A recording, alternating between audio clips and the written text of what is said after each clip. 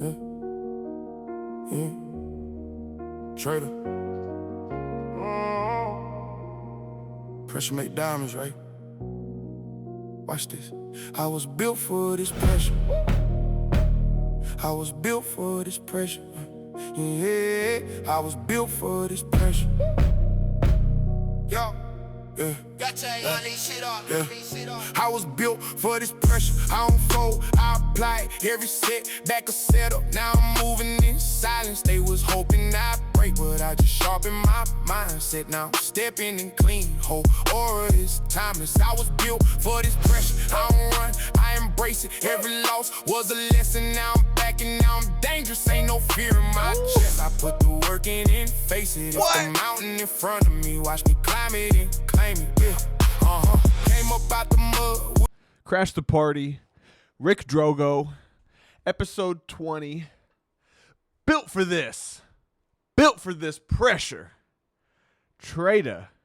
I don't know who this guy is. I've been trying to find him on the internet. Twitch, YouTube, not Twitch, Twitter, X, Instagram. I can't find this guy. I'm trying to find him so I can ask him for this song. Let me get something to do with it. Let me get the copyrights. Let me get the abilities. Let me get the privileges. Let me play this song for you. I'm trying to promote you. Praise God for that song. I'm telling you what, I love that song. The algorithm fed it to me on a golden, silver, platinum platter, like a Neapolitan platter of fine metals. This beat and this song came to me, and this guy's pretty fire. He's on Apple Music with a bunch of songs, singles, no full albums. I'm wondering if it's AI. If it's AI, I'm definitely quitting my job and starting AI bangers. Welcome to episode 20. This week has been real busy. I've been locked in with work and my health. I've been having some health issues regarding my sleep, and we are taking it in stride. And I'm trying to figure out a way to do this show and work at the same time. I can do it. I'm waiting on some microphones. They're supposed to be here today. They got delayed. It is 8:30. They're supposed to be here by 10 o'clock now, but my bedtime is actually 8. So I'm up past my bedtime because today's Mother's Day. Praise God for my mother. I love you, Mom. My mom is my big fan. She's not my biggest fan, though. Shout out to my biggest fan, my wife. Happy Mother's Day to you too, baby. My mothers, the two moms in my life, they mean the most to me. They've made the biggest impact on my life is those two. Nobody has impacted me more in my life than my mother and my wife. That's a fact. So I love them regardless of if that wasn't true. But it is true, so I love them even more. So, anyways, tonight I'm really just checking in. I'm making sure that I do my due diligence. I'm showing up to work. And this week, I'm going to make an even more assertive effort to continue my campaign in spreading peace and love across the internet. That's right. That's my agenda. That's the real agenda. Is to spread love all over the internet. Everybody's getting sprayed with love and positivity my way. And that's the job I've been tasked with, and I'm going to see it through. I was built for this pressure. Just know I'm listening to Trader as I shoot love all over the internet. Okay? I'm listening to that song. It's hard. I love it. So what I'm going to do is check in on some news clips. We're going to go a little rogue. We're going to go straight out of the country with the news. I got to see what them boys in the UK be saying. That was a rough accent. But I don't even know if it's the UK, actually. Let's see. Sky News Australia. Sky News Australia. They got 6 million subscribers. They're doing it. You know, I'm going to have 6 million subscribers one day. We've got 62 right now. We need 500 so that I can start making money doing this. Once I start making money doing this, it's over. We're done. We made it, you know? So all I need is 500 subscribers. By the time we get there, I'll have all the other milestones checked as far as hours watched and whatnot. So let's check the news out. We're going to see what's going on with Trump and the Iran war. I've been paying attention a little bit, a good amount. I say a little bit. Not as much as when I'm locked in with the show every day, like I was for the first 19 days of sizzling action in recording. Put my phone down. It is my bedtime. I am so locked in across the board with different things in my life, and thank God to be busy with things that I once prayed for. So let's check this out. We're going to check out my man at Sky News Australia. I got 2 short clips we're going to watch. They're both a couple minutes long, and they're basically just going to be an update on what's going on with Trump and the Iran war, and we're going to chime in. Let's check them out.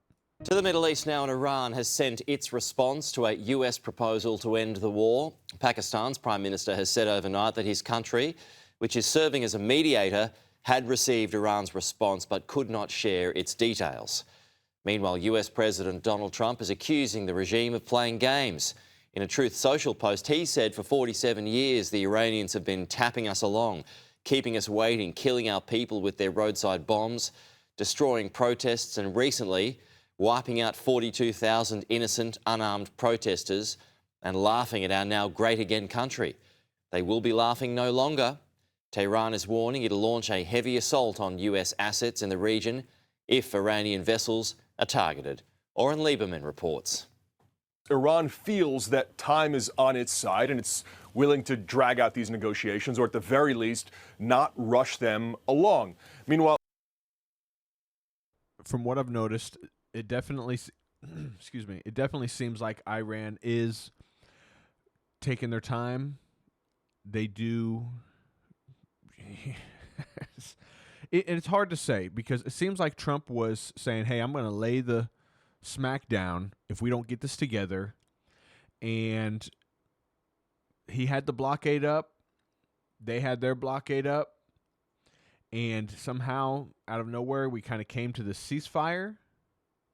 It kind of felt like Trump really doesn't want to do this. And that's good. I mean, we don't want to do this. But I think maybe my take on it, with my limited knowledge, it seems like Iran maybe is, they're like, okay, he's not really about that life. He's not doing anything. We have a ceasefire now. And in the meantime of the ceasefire, we're like exchanging back and forth with their ships, shots fired. And then we do this Project Freedom. It's murky, this whole situation. I like to think there's a situation like 24, the show 24 back in the day, Jack Bauer. I think more than likely, let's be honest, this is what's going on. Jack Bauer, or a Jack Bauer-esque type of character, CTU, counterterrorism unit, if you know, you know. Boop, boop, boop, boop.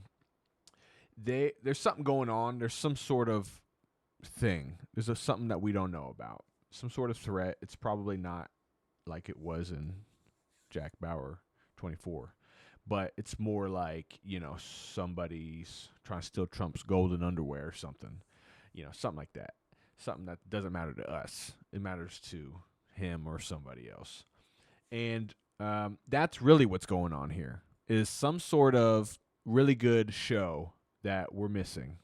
So it'd be nice to see that, America. we have seen some continued exchanges of fire between the U.S. and Iran over the weekend and late last week. But what's really escalating here is the rhetoric. Iran has said that if its tankers are disabled or if its forces under attack, it will carry out what it calls a heavy assault against U.S. military facilities in the region. We have already seen late last week Iran fired at U.S. warships that were transiting the Strait of Hormuz, according to U.S. Central Command. And after that, following that, and in retaliation, the U.S. carried out strikes on Iranian military facilities, though neither side seemed to handle it as a major violation of the ceasefire. Which doesn't make sense to me. So they are firing on each other, their ships, but they're not breaking the ceasefire. You know, that right there tells me Trump is having some leniency with this whole situation. So it's crazy to me. It's a ceasefire and people are firing on each other. It's so dumb. Iranian military facilities, though neither side seemed to handle it as a major violation of the ceasefire, and it clearly didn't lead to all-out war. It shows how volatile the entire situation remains as there is an effort to try to move forward negotiations here. But right now, that very much, at least from the U.S. perspective, relies on Iran responding to the latest U.S. proposal. To try to move things along, Secretary of State Marco Rubio and U.S. Envoy Steve Witkoff met with the Qatari Prime Minister. Qatar doesn't seem to be taking a leading role here, but they're trying to work to ensure that Pakistan's mediation efforts show progress. And that's what we're really waiting to see right now, because this entire process seems stuck.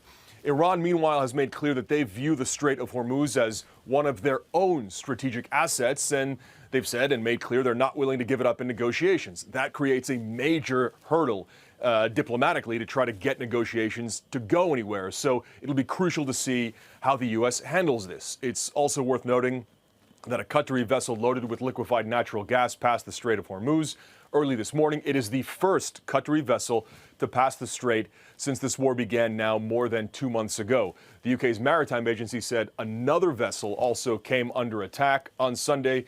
So it shows the threats that ships not only are still under, but still feel they are under, and that is why the strait remains effectively and largely closed.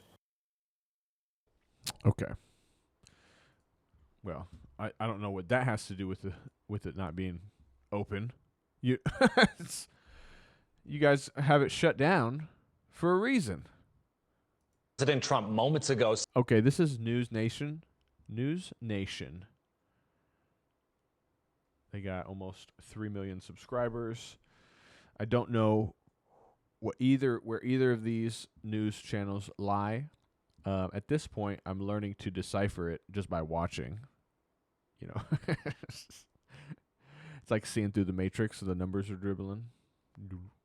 Saying Iran's response to the United States' latest peace proposal is totally unacceptable and accusing Iran of playing games. Let's go to News Nation's Hannah Brown. Trump said, I have just read the response from Iran's so-called representatives. I don't like it. Totally unacceptable. Thank you for your attention to this matter. President Donald J. Trizzy. Live outside the White House with the very latest on these negotiations. Hannah, what more do we know about this back and forth between the U.S. and Iran? Well, Alex, it's a pretty strong message from the president. As you said, he called Iran's proposal totally unacceptable. He says he doesn't like it, though he didn't explain why specifically. The president did express further frustration with Iran in a post he put out just hours after they apparently sent the U.S. their proposal. He wrote, Iran has been playing games with the United States and the rest of the world for 47 years. The president goes on to accuse them of killing Americans and unarmed innocent protesters. He says Iran has been, quote, laughing at our now great again country, but warns they will be laughing no longer. Now, according to Iranian state media, the country's proposal included an end to the war on all fronts, including in Lebanon. Plus, they want guarantees surrounding their ship security. Now, the most recent U.S. proposal centered a deal to end the war around reopening the Strait of Hormuz. We know that's been a critical point of contention, and it would also have placed strict limits on Iran's nuclear program. In a statement from the Iranian president today, he wrote, we will never bow our heads before the enemy, and if talk of dialogue or negotiation arises, it does not mean surrender or retreat. Just earlier today, UN Ambassador Mike Waltz said President Trump is pushing for a deal, but says he's also prepared to resume full-scale attacks on Iran. Take a listen. when the mediators, in this case Pakistan, ask us, head of state to head of state, to give this negotiation another chance before we go back to bombing Iran, then I think that's completely an appropriate choice for President Trump to make. He is giving diplomacy every chance we possibly can before going back to hostilities, but he's absolutely prepared to do that. What's unclear is where these diplomatic discussions go from here, or if they cease entirely now that the president has expressed his frustration with Iran's latest proposal. But threats are continuing in the meanwhile. The UAE does say it intercepted Iranian missiles into its territory just today. Qatar says Iranian drones attacked one of its commercial ships off the coast of Doha. And this all comes just days after the U.S. and Iran exchanged strikes. Alex? And Hannah, I know you're also monitoring the president's upcoming trip to China. We know the war with Iran is likely going to be one of the main focal points during that meeting. What more can you tell us about that? Well, earlier today, the White House held a call with reporters to sort of preview what to expect on this trip. And on that call, senior Trump administration officials told us they do expect the conflict in the Middle East will be a top point of discussion between President Trump and President Xi. The president is set to arrive in China later this week. And when he does, these officials tell us he will likely continue to pressure President Xi to try to convince Iran to strike a deal. That's something we've seen him already do because we know China and Iran have some pretty friendly ties. And the Trump administration officials also say they expect the two to talk about reports of Chinese companies sending weapons, intelligence to help Iran in this war. That's been a point of contention as well. But beyond that, administration officials really say the goal of this trip is to talk about rebalancing the U.S.-Chinese economic relationship.